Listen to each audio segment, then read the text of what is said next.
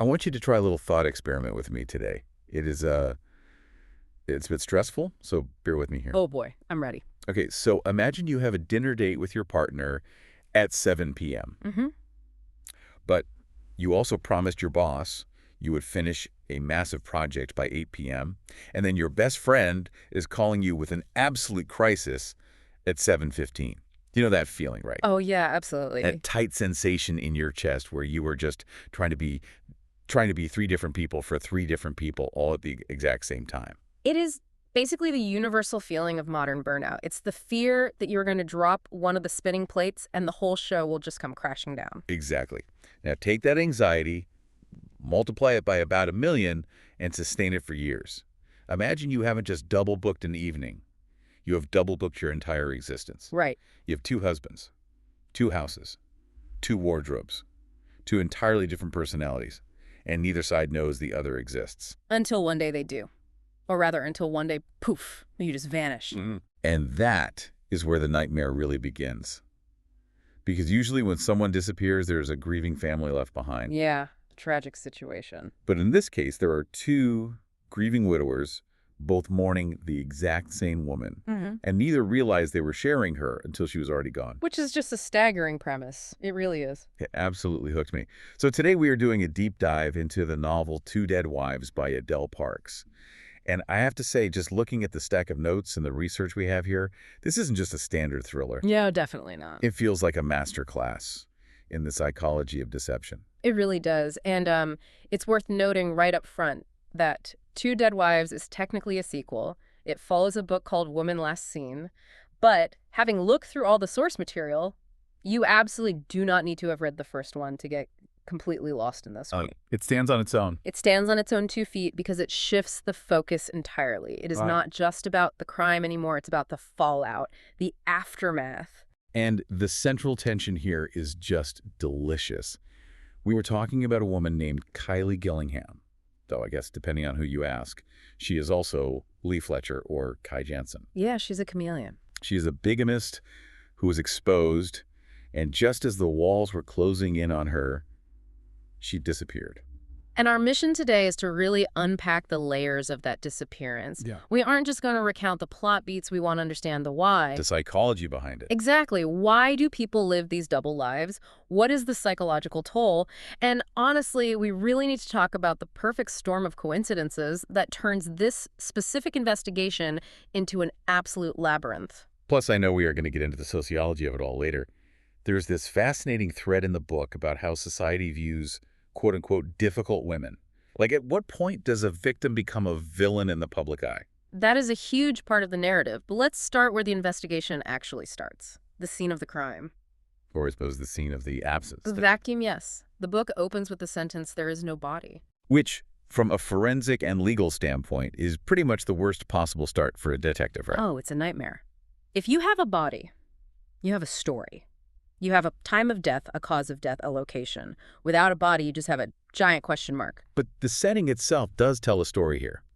We are in an uninhabited apartment in a luxury building. This is the building where husband number 2, Dave Jansen, actually lives. Right. And the state of this room, it is not just empty.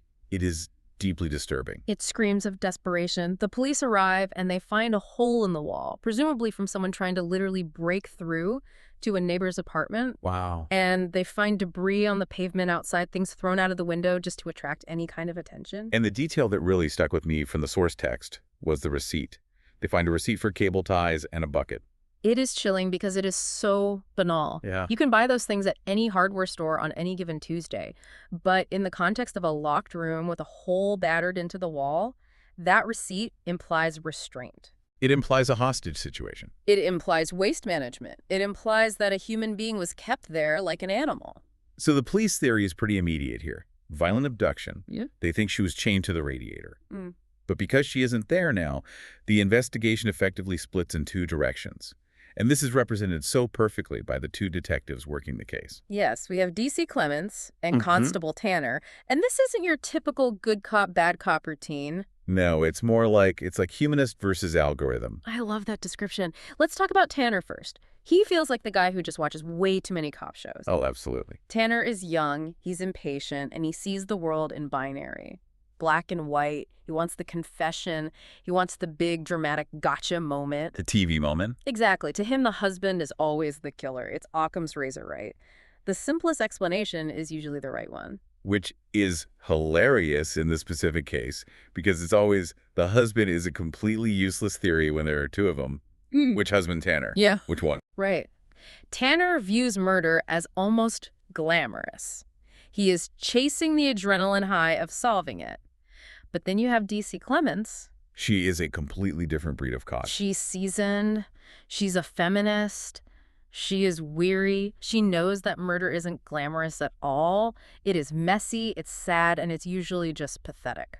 And she actually looks at the math, doesn't she? She does. And the statistics are brutal for this kind of thing. 97% of missing persons are found within a week. Wow, 97%. And we're at week 2 in the story. Statistically speaking, Kylie Gillingham is dead. But Clements has this intuitive resistance to the math. She respects the complexity of the victim. Yeah, she refuses to reduce her to a statistic. That's what I found so compelling about Clements as a character. She thinks about Lee, the tired, grounded mother. And she thinks about Kai, the sophisticated, glamorous wife. And she thinks this represents a woman who successfully hid a double life for years. She is highly capable. Right. She's capable of massive deception. Maybe she's not dead. Maybe she's just gone. Clements sees the human behind the sensational headlines. She is willing to entertain the idea that Kylie orchestrated her own disappearance to escape the fallout of the bigamy exposure. It is a tantalizing possibility for a detective. But while the police are theorizing in their offices, we have the real-world wreckage of the families to deal with. Let's talk about the men. The title Two Dead Wives is a really heavy phrase. It is, and it heavily implies a dark history. Let's start with Mark Fletcher, who is husband number 1. Mark feels like the grounding wire of the story. He is a landscape gardener. He's got dirt under his fingernails. He's the father of Kylie's 2 stepsons, Oli and Seb. On paper, he's the ultimate sympathetic victim here. Oh, for sure. His wife cheated on him, humiliated him on a grand scale, and then vanished. But if you look closer at his emotional state, it is incredibly volatile. He isn't just sad. He is oscillating wildly between terror that she's dead and absolute blinding fury that she betrayed him. Right. There's a line in the source material where he says he would, quote, cross the road to piss on her if she was on fire. Wow. That is visceral. It is the raw reaction of a man whose entire reality and masculinity have been shattered. But Mark isn't just an innocent, passive party here. He has a very dark secret that really complicates his standing with the police. And this is where that title, Two Dead Wives, starts to actually make sense. Because of his first wife, Frances. Exactly. Everyone in their community believes Frances died of cancer. That is the story Mark told the neighbors. That is the story he told his own children. But that wasn't true at all. No. Frances died falling down the stairs. She broke her neck. It was a sudden, violent domestic accident. But Mark lied. He lied to everyone. He told them it was cancer because he was terrified of the gossip. He didn't want people whispering at the grocery store. Did he push her? And think about the irony of that decision. He lied to protect his reputation to avoid being seen as a villain. And now, years later, that exact lie is the thing that makes him look like an absolute monster to the police. Because now his second wife is missing and presumed dead. Right. It connects back to that Oscar Wilde quote that gets referenced in the book, right? Yes, Fiona mentions it. To lose one parent may be regarded as a misfortune. To lose both looks like carelessness. If you change parent to wife, Mark is in deep trouble. Two Dead Wives stops looking like bad luck, and it starts looking like a pattern. A really dark Bluebeard kind of pattern. It completely destabilizes his credibility with Clements. If he lied about the first death for years, why wouldn't he lie about the second? It's a total mess. And then on the other side of town, we have the polar opposite. Dean Jansen, husband number 2. Dane is the heir to Mark's Earth. He's wealthy, he's Dutch, he's incredibly sophisticated, he lives in this gorgeous penthouse, but he is also the prime suspect because the captivity literally happened in his building. And he is not helping his own case. He is skipping his bail conditions. He's trying to leave the country. He is acting incredibly guilty for an innocent man. Dane's psychology is fascinating, though, because his grief is mixed with this intense, almost suffocating savior complex. Well, he hates Kylie for the public humiliation, sure, but he admits to himself that he wishes he had never met her. Not because he hates her, but because he thinks if he hadn't met her, she would probably still be alive. Oh, so he blames himself for her disappearance. Completely. He believes his world, his high-flying lifestyle, is what attracted the danger to her.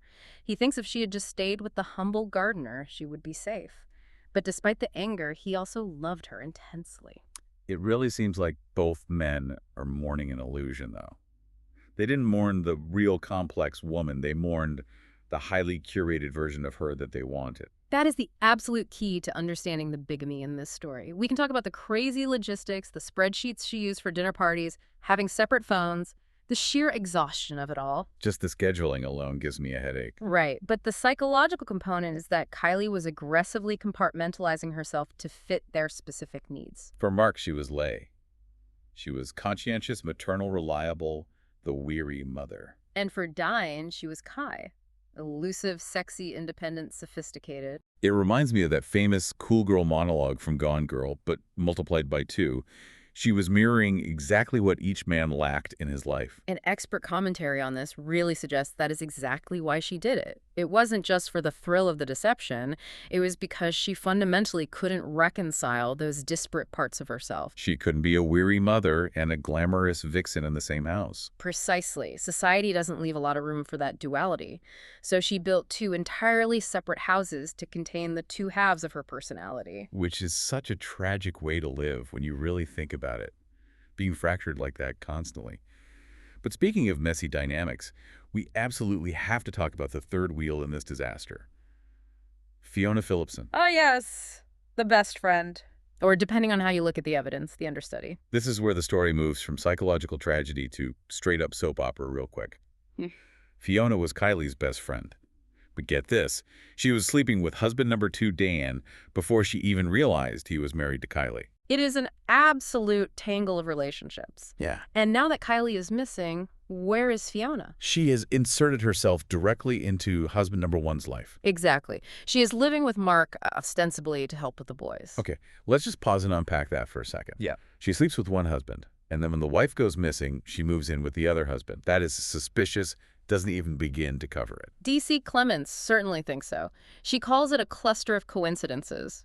Fiona dates Dane. Dane is secretly married to Kylie. Kylie vanishes. Fiona moves in with Mark. In police work, one coincidence is just an anomaly. A cluster of coincidences is usually a crime. And there is a piece of physical evidence that links her to something really shady, right? The wine glass. Oh, this is one of my favorite forensic details in the entire book. The police go to search Fiona's holiday bungalow in Dorset.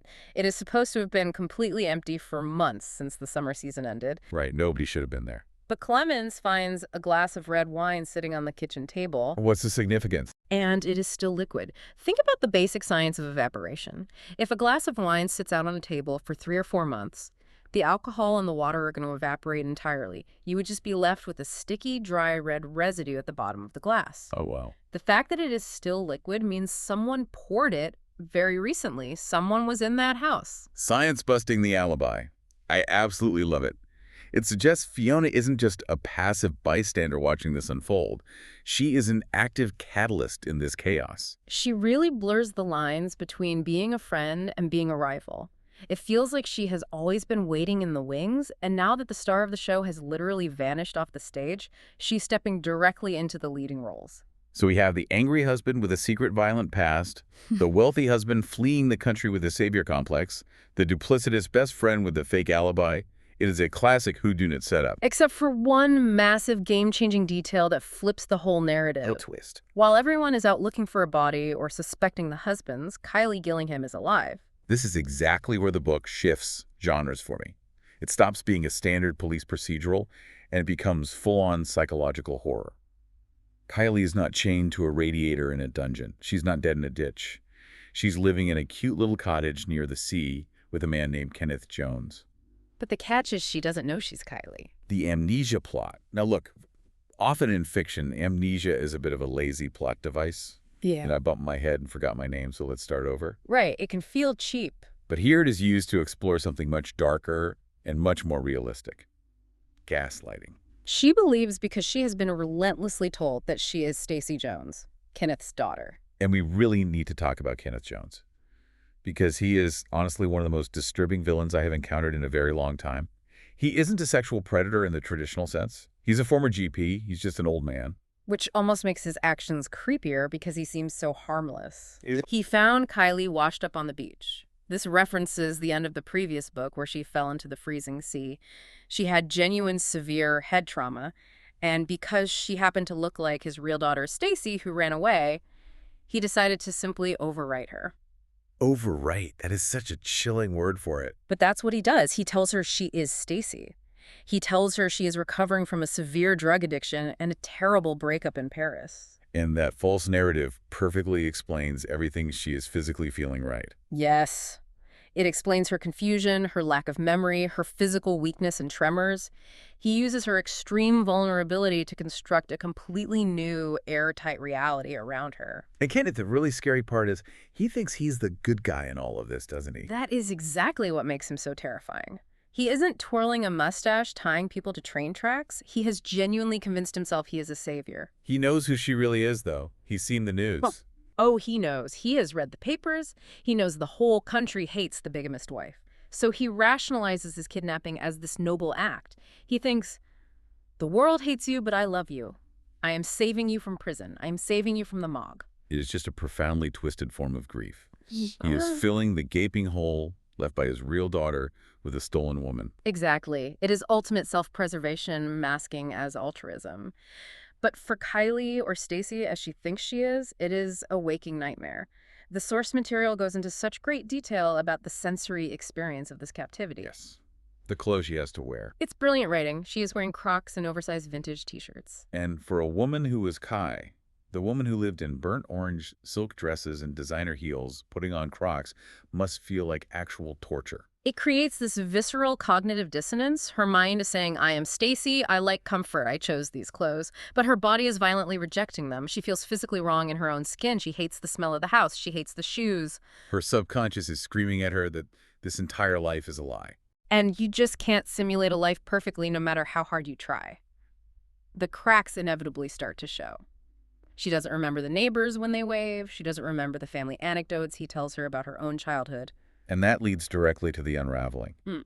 The house of cards can only stand for so long before a breeze knocks it down, and the turning point comes on the beach in a scene that is just incredibly tense to read. She meets Prue McCullen. Yes. Tell us about Prue. Prue is the real Stacie's whole school teacher, but Prue is suffering from advanced dementia. I found this literary choice so interesting. In fiction, the character with dementia or madness is so often the oracle right, the one who actually speaks the unvarnished truth because they have lost the social filter that forces us to lie. Precisely. A polite neighbor might notice she looks different and just say, oh, you changed your hair, or you look tired. Prue just looks at this strange woman claiming to be Stacie Jones and calls bullshit. She just calls it straight out. She looks right at her and says, you don't remember me because you have never met me before. You are not Stacie Jones. And then she delivers the line that shatters the entire illusion. She says, you are the dead woman. You are the dead woman. I got actual goosebumps reading that line. That is the exact phrase that breaks the hypnosis Kenneth put her under. It triggers the flood. The dam breaks. Kylie realizes she isn't this recovering addict named Stacie. Memories just start slamming into her. She remembers Mark. She remembers Dan. She remembers she is a bigamist and a fugitive from the law. And the internal conflict in that moment is so rich and complex because she realizes, okay, I'm alive, I survived the sea, but I am the most hated woman in Britain right now. She knows she's a criminal. But she also remembers her boys, Oli and Seb, Mark's sons. And that is her anchor to reality. Oh. She thinks, I am certainly a mother, and I am definitely not a quitter. She decides in that moment she has to get back to them, no matter the cost. But first she has to deal with Kenneth. And this is where the horror shifts from psychological manipulation to physical danger. Because she realizes Kenneth isn't just a sad, lonely old man trying to replace his kid. He is deeply, dangerously delusional. Because his real daughter, Stacie, didn't just run off to Paris to do drugs. No. He admits that she's dead. And in a moment of pure gothic horror, he reveals exactly where she is. The sea glass bed. Yes. In the garden of this cute little cottage, there is a decorative feature. A beautiful sea glass bed. Kenneth confesses that the real Stacie is buried under it. So Kylie has been living, walking, reading, and sleeping just meters away from the rotting corpse of the woman she is supposed to be pretending to be. It creates this incredibly grotesque mental image. Kenneth has literally replaced the dead daughter with a living doll. And his justification for it, this is what I really want to highlight. What does he say? He says to Kylie, "You like being different people. We were made for each other." Oh, wow. That is incredibly twisted. He projects his own madness, his own crimes onto her duplicity. He thinks because Kylie was a bigamist who comfortably lived two fake lives, she would inherently understand his need to replace one daughter with another. He genuinely thinks they are kindred spirits in deception. So Kylie realizes she has to escape. And she does. She is a survivor. After all, she fought her way out of the ocean. But the resolution of the book isn't just about the physical escape from Kenneth's cottage. It is about finally facing the music back home. She reunites with DCI Clements. And this interview scene is pivotal. Clements finds Kylie not as a hostile suspect to be grilled under fluorescent lights, but as a deeply traumatized survivor. There is this lovely quiet moment where Clemens just offers her some chocolate. It's a moment of profound human connection amidst all the police procedure. Clements asks her, "I wasn't sure if Lee or Kai ate chocolate." And what is Kylie's response? She replies, "They both do. I do. I'm not separate people. I just had separate lives." Not separate people, I just had separate lives. That really just sums up the whole thesis of the book, doesn't it? She wasn't dissociative. She didn't have multiple personality disorders. She was just what? Greedy, desperate for perfection. I think she was desperately trying to be everything to everyone, and in doing so, she completely lost herself. She tells Clements, "They saw the best of me. I was a near-perfect woman for both of them." And Clements, in a very sharp sociological observation, replies, "I think women try too hard to be perfect. Men not hard enough." Preach, DC Clements. So the truth is finally out there. Kenneth is dead. He actually killed himself, rather than face the reality of losing his quote-unquote Stacie again. Yes. But what about the husbands? You can't just glue this kind of betrayal back together. No, there's absolutely no happily ever after here for the marriages. Mark is seen at the hospital and he just looks broken. Kylie observes him and knows her marriage is definitively over. She destroyed it beyond repair. But he does let her see the boys, which is a massive act of grace. It's a small mercy. And Dan. Dane is cleared of the murder charges, obviously, since she is alive. But his heart is completely broken, too. He loved the illusion of Kai, and now he knows the worst of her. Kylie admits that while the whole world now knows her crimes and hates her, the real personal tragedy is that she truly did love both men. And we have to mention the boys here, Oli and Seb. Specifically Seb. This part really hurt my heart to read. Seb, the younger son. Throughout the entire investigation, he kept insisting to the adults that he saw his mother. He said he saw her in a gray Honda. And every single adult told him he was imagining it. They completely gaslit this poor, grieving kid, telling him it was trauma, it was wishful thinking, his mind was playing tricks on him. But he was right. He was completely right. He did see her. He saw her when Kenneth was moving her in his car. It really highlights the collateral damage of this kind of massive deception. The children aren't just sad bystanders, they are active victims of the adults' lies. The trauma of being a child and being told your reality is wrong by the people who are supposed to protect you that sticks with a kid forever. It shapes how they trust the world going forward. So we have got the plot sorted out. But I really want to zoom out and talk about the overarching themes here before we wrap up. Because Adele Parks wrote an author's note at the end of the book that I found really illuminating. Oh, the part about the reader's reactions? Yes. Yes. She mentions that readers of the first book were actually outraged that they thought Kylie didn't survive. Or rather, they desperately wanted her to survive, despite her being a pretty unrepentant criminal. It is the fascinating phenomenon of the unlikable female protagonist. Kylie is a bigamist. She is a massive liar. She cheated on two fundamentally decent men. By all traditional moral metrics, we should condemn her. We should want her to go straight to jail. And yet readers fiercely wanted her to live and win. Why do you think that is? Why are we so drawn to root for the anti-heroine? I think it's because she defies the rigid box society puts women in. We are constantly told to settle. We are told to pick a lane, be a devoted mother or be a ruthless career woman, be a stable wife or be a wild adventurer. You can't have it all. Exactly. But Kylie refused to pick. She took the reliable, comforting husband, and she took the exciting, wealthy husband. She just took what she wanted from the world. It is incredibly selfish, yes, but it's also a radical rejection of the idea that a woman has to be just one single thing. And the societal punishment for that kind of rebellion is severe. Clements actually reflects on the burning at the stake mentality in the book. Kenneth points this out too when he's justifying keeping her captive. He says the public deeply pitied Kylie when she was just a missing victim, but they passionately hated her when she was revealed to be a mastermind bigamist. We love a perfect victim. We do, but we despise a woman who breaks the moral rules. Clements states that convention has it that rebellious women must be punished. The book really interrogates that dark instinct in the public to completely destroy difficult women. It also asks a really big philosophical question about identity. Who are we really at our core? Are we who we say we are, or are we just who other people need us to be? That's the crux of it. Kylie was Lee for Mark. She was Kai for Dan. She was Stacie for Kenneth.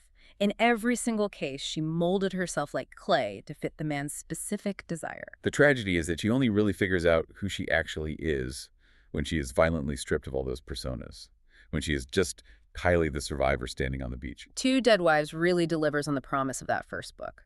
It is a twisty, intense, psychological exploration of what happens after the crime is exposed.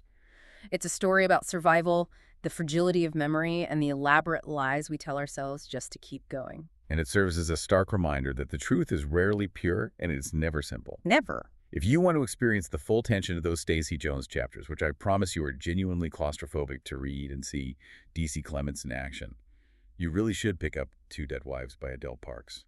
It is a wild ride. An absolute masterclass in suspense. So here is a final thought for you to mull over today as you go about your week.